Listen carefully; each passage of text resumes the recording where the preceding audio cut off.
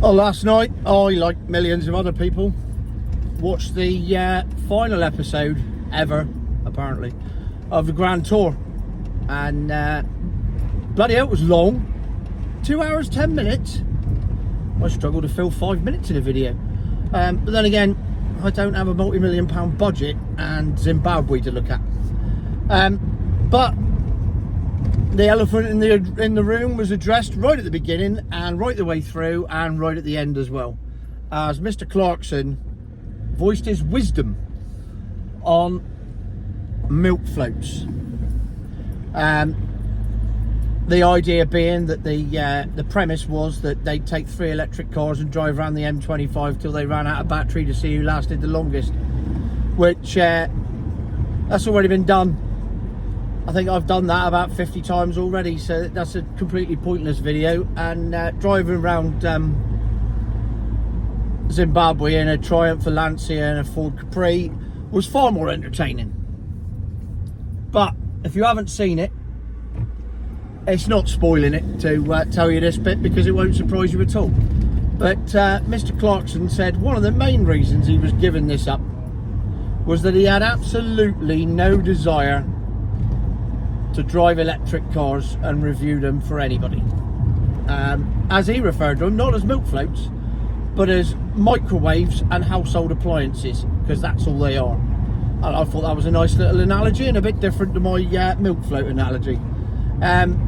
They're soulless, they're pointless, they're horrible, he hates them, and he's not going to drive them on the telly. So thank you, Jeremy, for pointing that out, because what you said is exactly what most people think. Obviously not the EV brigade, who are up in arms. You can see similar content on Jeff Boy's Cars channel, as the EVangelists are up in arms about Jeremy's content about their beloved milk floats and how wrong he is about everything. Like he's wrong about the state of farming, and he's wrong about climate change, and he's wrong about all the other things that he's not wrong about at all. He's completely right about. But of course he's got it wrong when it comes to EVs, because what would he know? He's only been a motoring journalist for 45 years and been on the telly for 30 odd years and driven every car known to man. So what would he know about it? Clearly more than me, and clearly more than all the evangelists out there. But don't let that stop them. So the conclusion is, I'd much rather have a Lancia Monte Carlo than any milk float. And sod the unreliability, sod the economics, sod all of it. Doesn't matter, because driving a car doesn't have to be a chore. It's not just about A to B. For example, right now I'm in my little Alfa 147 1.9 JTDM Collezione, black roof. I bought this at auction for one of the kids to learn to drive in 3 years ago for the princely sum of 350 quid. It's done, when I picked it up, 166,000 miles. One owner from new, full service history, and it's now done 182,000 miles. And what's wrong with that?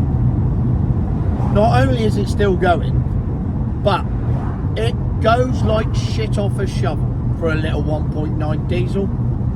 I even had a race the other day with a Vivaro on the bypass, and left him for dead in my little £350 car. Now, coming up in a future video, I've done it again. I've been and bought the successor to this, the Mito, a 2010 one with already 188,000 on the clock, full service history, and 2 owners from new. And again, and this is including fees at auction, 350 quid. I mean, that's a hell of a lot of car. Oh, and it's the 1.4 TBI too. So it too, for a tiny little roller skate of a car, goes like shit off a shovel. There'll be another video on that. And another video coming up soon is my Honda Accord, which I bought at auction. I paid slightly more for that one. That was one owner from new. as you can tell, my high mileage obsession. I don't care about mileage, it means nothing if it's been fully serviced. And that one, currently on 220,000, and will be coming up for sale very soon. Because who wouldn't want a Honda Accord that's done 220,000 miles and still everything on it works, everything, and it drives superbly. VTEC engine, can't beat it. So for all the evangelists out there saying, oh no, you must go and buy a milk float that's been built in sweatshops in China using child labour from Chile to get the lithium out of the ground and all the precious minerals, got a carbon footprint bigger than a coal-fired power station, and you must drive it because that's the future.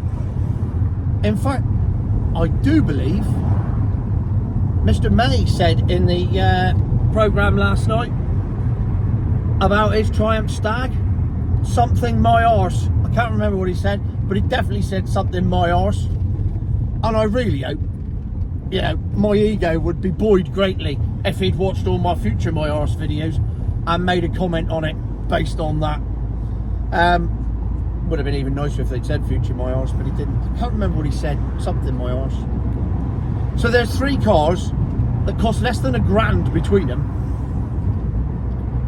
that have done 500,000 miles and are still perfectly roadworthy, perfectly drivable, MOT taxed insured, and having a lovely time out on the roads. And you're telling me that somehow they're worse for the environment than buying a brand new milk float? Not a chance. Not a chance in the world is that the case. And I've seen a few comments because I put a post on Facebook the other day. It was just a picture of a big pile of coal, and it said, oh look, electric car fuel. And everyone said, oh, no, I think you'll find that we use all renewables now, and it's only about, we've got no coal-fired power stations left in the UK.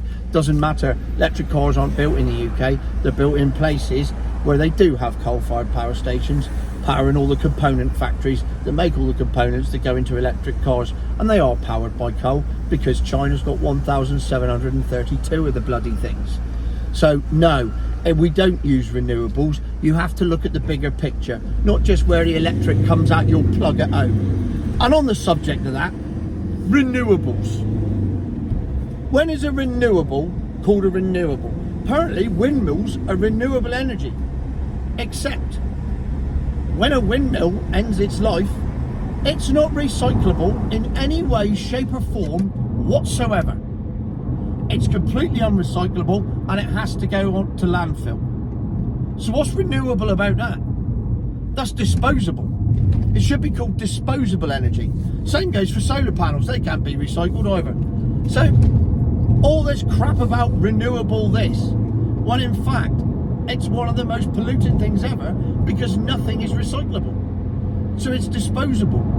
And these are the same people that praise McDonald's for serving you a paper straw instead of a plastic one, because that's saving the environment. Honestly, you gotta sit back and go, how can people see this? How can't they see it? If I can see it, you can see it. How can't they see it?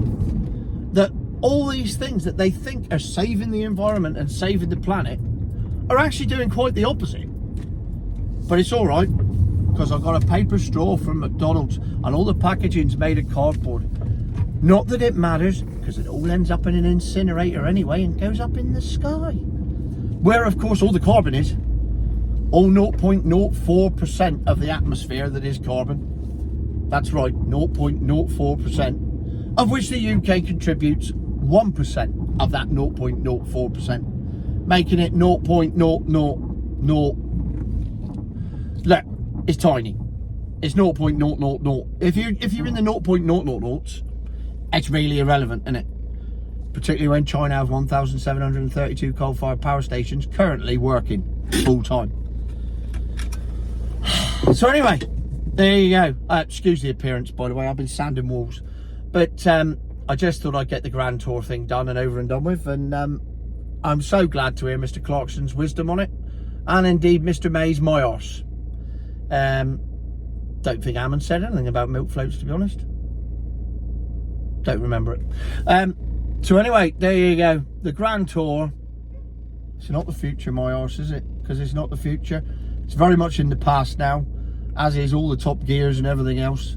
And I don't think we're ever going to see a proper motoring programme on the telly again, because you can't make proper motoring programmes about milk floats. They're just shit. Future, my arse.